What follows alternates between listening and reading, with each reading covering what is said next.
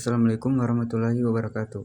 Perkenalkan, nama saya Rianto, NIM F131241102 kelas C. Melalui video ini sebagai penilaian ujian akhir semester, saya akan menjelaskan materi tentang radioaktivitas alami. Berikut ini ada beberapa tujuan, yaitu yang pertama, menjelaskan pengertian radioaktivitas alami. Yang kedua, mengenal jenis peluruhan radioaktif. Yang ketiga, menyebutkan contoh unsur radioaktif alami. Yang keempat, menjelaskan waktu paruh dan penggunaannya. Yang kelima, menjelaskan manfaat dan dampak radioaktivitas. Dan yang keenam, mengetahui cara perlindungan dari radiasi.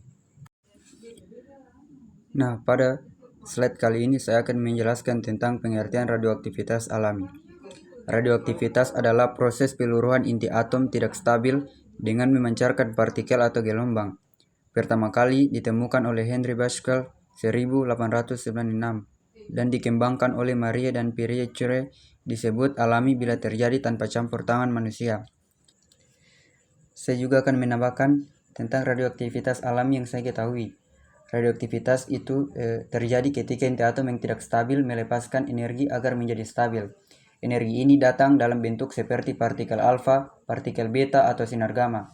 Kita bisa menemukan unsur radioaktif secara alami di bebatuan, gas radon, bahkan sinar kosmis. Unsur-unsur ini juga dibuat di laboratorium untuk keperluan medis dan penelitian. Radioaktivitas juga punya banyak manfaat digunakan dalam pencitraan medis, pengobatan kanker, dan bahkan penanggalan karbon untuk mengetahui usia artefak kuno. Tetapi diperlukan hati-hati karena dosis tinggi dapat menyebabkan masalah kesehatan yang serius dan kontaminasi lingkungan dari kebocoran. Dan itu bisa jadi bencana. Jadi, mengelola radioaktivitas dengan aman itu sangat penting untuk diperhatikan. Selanjutnya, pada slide ini saya akan menjelaskan tentang inti stabil dengan inti tidak stabil. Inti stabil, inti atom yang tidak mengalami peluruhan radioaktif karena memiliki rasio neutron terhadap proton yang seimbang dan gaya inti yang cukup kuat untuk menahan partikel-partikel pengunsurnya. Kemudian yaitu pada inti tidak stabil, inti atom yang mengalami peluruhan radioaktif karena memiliki rasio NP yang terlalu tinggi atau terlalu rendah, atau memiliki inti terlalu besar untuk stabilitasnya. Selanjutnya pada saat ini saya akan menjelaskan penyebab radioaktivitas alami. Radioaktivitas terjadi karena inti atom yang tidak stabil dan umumnya disebabkan oleh ketidakseimbangan gaya inti atom. Inti atom terdiri dari proton dan neutron yang saling berdekatan dalam ruang yang sangat kecil. Di dalam inti terdapat dua gaya yang utama, yaitu gaya tolak-menolak elektromagnetik antara proton karena semuanya bermuatan positif. Kemudian gaya nuklir kuat yang menarik semua nukleon atau proton dan neutron agar tetap bersatu. Gaya tolak-menolak antar proton terlalu besar atau gaya nuklir kuat tidak cukup efektif untuk menahan semuanya tetap bersama. Maka inti menjadi tidak stabil. Ketidakseimbangan inilah yang menyebabkan inti bisa meluruh atau radioaktif untuk mencapai keadaan yang lebih stabil. Kemudian yang kedua, ukuran inti terlalu besar atau seperti uranium dan thorium. Inti atom seperti uranium atau thorium memiliki jumlah proton dan neutron yang sangat banyak. Semakin besar inti, jarak antar proton juga semakin besar, sehingga gaya nuklir kuat jangkauannya pendek, menjadi kurang efektif di seluruh inti. Tetapi gaya tolak-menolak antar proton tetap kuat karena gaya elektromagnetik bekerja dalam jarak yang lebih jauh. Akibatnya, inti-inti besar ini cenderung tidak stabil secara alami dan meluruh atau radioaktif untuk menjadi inti yang lebih kecil dan lebih stabil. Kemudian yang ketiga ada rasio neutron terhadap proton melebihi batas kestabilan. Setiap unsur memiliki rasio neutron atau proton yang ideal untuk menjaga kestabilan inti. Jika rasio terlalu rendah, terlalu banyak proton, gaya tolak-menolak meningkat. Jika rasio terlalu tinggi atau terlalu banyak neutron, maka tidak ada cukup proton untuk menyeimbangkan gaya nuklir kuat. Misalnya beberapa isotop uranium memiliki lebih dari 50% neutron, lebih banyak daripada proton, menyebabkan ketidakstabilan inti dengan rasio yang ekstrem, akan mengalami peluruhan beta atau jenis peluruhan lainnya untuk menyesuaikan rasio tersebut. Selanjutnya yang keempat, yaitu gaya tolak-menolak antar proton melebihi gaya nuklir kuat. Gaya nuklir kuat hanya bekerja efektif dalam jarak sekitar 1-2 femtometer atau 10⁻⁻15 meter. Namun gaya tolak-menolak antar proton atau elektromagnetik bekerja pada jarak yang lebih jauh. Ketika inti terlalu besar atau terlalu banyak proton, gaya tolak-menolak menjadi lebih dominan. Gaya nuklir kuat tidak mampu lagi menahan semua proton bersama. Akibatnya, inti bisa menjadi tidak stabil dan mudah meluruh, atau misalnya dengan memancarkan partikel alfa atau beta, agar bisa mengurangi energi sistem dan mencapai kestabilan. Kemudian yaitu jenis peluruan radioaktif. Yang pertama yaitu peluruan alfa. Peluruan alfa adalah peluruan yang melepaskan inti helium yaitu partikel alfa. Contohnya uranium 238 meluruh menjadi thorium 234 dan memancarkan partikel alfa. Kemudian ada peluruan beta. Peluruan beta terjadi ketika inti memancarkan partikel beta yaitu elektron atau positron. Contohnya karbon 14 meluruh menjadi nitrogen 14 dan memancarkan partikel beta minus. Kemudian yaitu peluruan gamma. Emisi energi tinggi tanpa perubahan jumlah massa. Artinya peluruan gamma pelepasan energi dalam bentuk radiasi gamma yang sangat tinggi tanpa mengubah jenis unsur atau jumlah massa inti. Selanjutnya ada contoh reaksi peluruan. Nah, yang pertama yaitu peluruan alfa. Uranium 238 meluruh menjadi thorium 234 dan memancarkan partikel alfa. Lalu ada peluruan beta yaitu karbon 14 meluruh menjadi nitrogen 14 dan memancarkan elektron. Lalu selanjutnya ada unsur radioaktif alami. Unsur-unsur radioaktif alami yaitu antara lain uranium 238 dilambangkan dengan 238U. Kemudian thorium 232 dilambangkan dengan 232Th. Kemudian kalium 40 dilambangkan dengan 40K. Kemudian karbon 14 dilambangkan dengan 14C. Kemudian rodon 222 dilambangkan dengan 22Rn. Nah, jadi biasanya unsur-unsur ini dia itu terdapat secara alami di dalam dan memiliki inti tidak stabil, sehingga mengalami peluruan radioaktif. Nah, pada uranium 238 biasanya digunakan dalam reaktor nuklir dan senjata nuklir, meluruh secara alami menghasilkan thorium. Kemudian pada thorium 232 sumber energi nuklir alternatif ditemukan di batuan dan tanah. Kemudian pada kalium 40 terdapat dalam tubuh manusia dan makanan, menyambung sebagian kecil radioaktivitas alami dalam tubuh.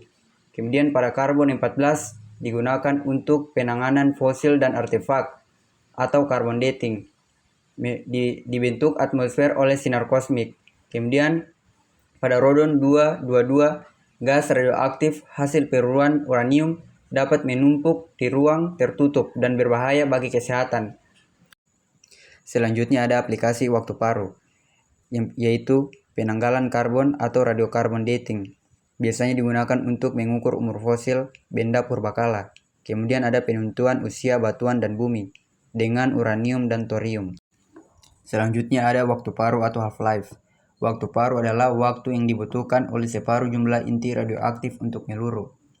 Yaitu contohnya yang pertama, karbon 14 memiliki waktu paruh sekitar 5.730 tahun, digunakan dalam penanggalan karbon untuk fosil dan benda arkeologi. Kemudian karbon 14 meluruh dengan waktu paruh sekitar 5.730 tahun. Kemudian yang terakhir uranium 238 meluruh dengan waktu paruh sekitar 4,5 miliar tahun. Kemudian ada dampak radioaktivitas. Dampak radioaktivitas yaitu dapat dibagi menjadi negatif dan positif. Dampak negatifnya yaitu dapat merusak sel dan DNA, memicu kanker dan mutasi genetik, pencemaran lingkungan dari limbah radioaktif, contohnya pada Chernobyl dan Fukushima. Kemudian pada dampak positifnya yaitu terarah dan diawasi bisa bermanfaat. Kemudian yaitu ada perlindungan dari radiasi. Perlindungan dari radiasi sangat dibutuhkan, bahkan pada radioaktivitas alami, karena meskipun dia terjadi secara alami, radiasi tetap dapat membahayakan kesehatan manusia dan lingkungan. Nah, berikut beberapa perlindungan dari radiasi. Yang pertama yaitu mengurangi waktu paparan. Semakin singkat waktu berada dekat sumber radiasi, semakin kecil dosis yang diterima. Gunakan waktu seefisien mungkin saat bekerja dengan sumber radiasi. Yang kedua, menambah jarak dari sumber. Radiasi melemah seiring jarak. menjauh dari sumber radiasi mengurangi intensitas paparan secara signifikan atau hukum kuadrat terbalik.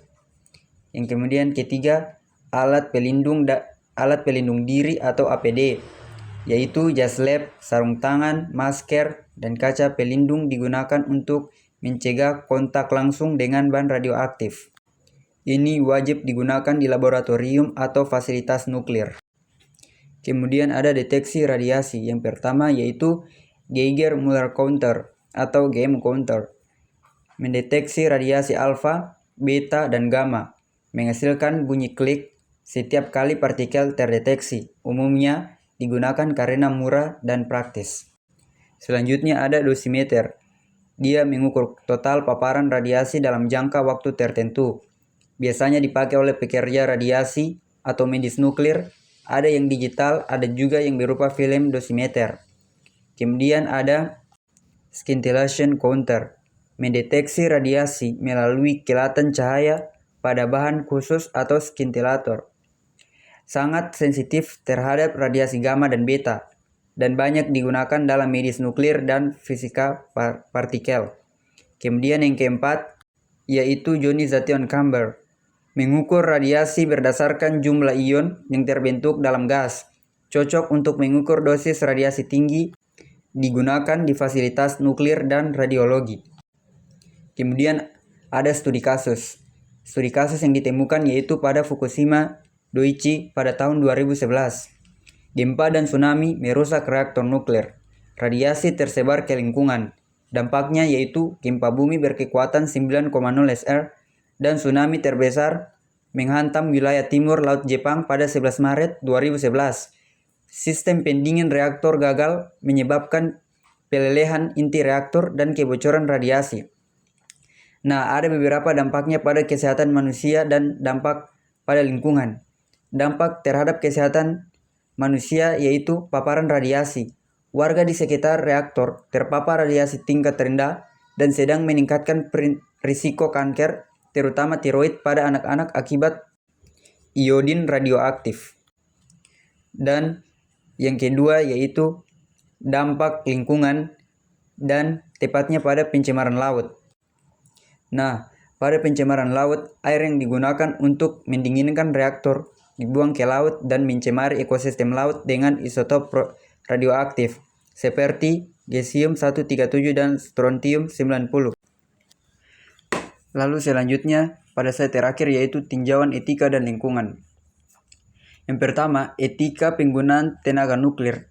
Penggunaan tenaga nuklir menimbulkan dilema etika karena berkaitan dengan keselamatan manusia, kelestarian lingkungan, dan generasi masa depan.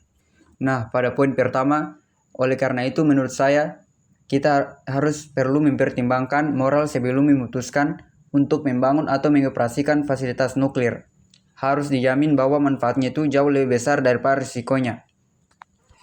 Selanjutnya pada poin yang kedua yaitu perlunya regulasi dan pengawasan ketat. Teknologi nuklir memerlukan standar keselamatan yang tinggi.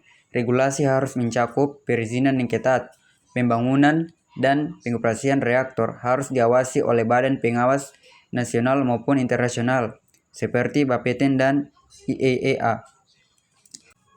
Kemudian pada poin ketiga, edukasi publik terhadap risiko dan manfaat. Masyarakat perlu dibekali pemahaman yang benar mengenai risiko tenaga nuklir, misalnya paparan radiasi, potensi kecelakaan, dan limbah jangka panjang. Oleh karena itu, edukasi publik sangat penting untuk menghilangkan stigma negatif yang sering muncul akibat ketidaktahuan. Ketika masyarakat diberi pengetahuan yang cukup, mereka bisa mendukung keputusan berbasis sains, bukan berdasarkan ketakutan semata. Misalnya pemanfaatan radioisotop dalam bidang kesehatan tidak akan ditolak jika orang tahu manfaat medisnya yang sangat besar. Kemudian ada prinsip etika dalam pengelolaan nuklir. Prinsip kehati-hatian. Setiap kegiatan yang berisiko besar harus dipertimbangkan secara mendalam sebelum dilaksanakan. Nah, oleh karena itu menurut saya, prinsip kehati-hatian adalah landasan moral yang sangat tepat untuk melindungi generasi sekarang dan yang akan datang. Karena efek dari kecelakaan nuklir bersifat jangka panjang dan meluas. Dan tindakan yang preventif juga harus menjadi norma. Negara yang mengabaikan prinsip ini berisiko menghadapi bencana ekologis dan krisis kepercayaan publik. Sekian dari video presentasi saya. Wassalamualaikum warahmatullahi wabarakatuh. You can do it! Thank you, everyone! Thank you, Elmar! Boom!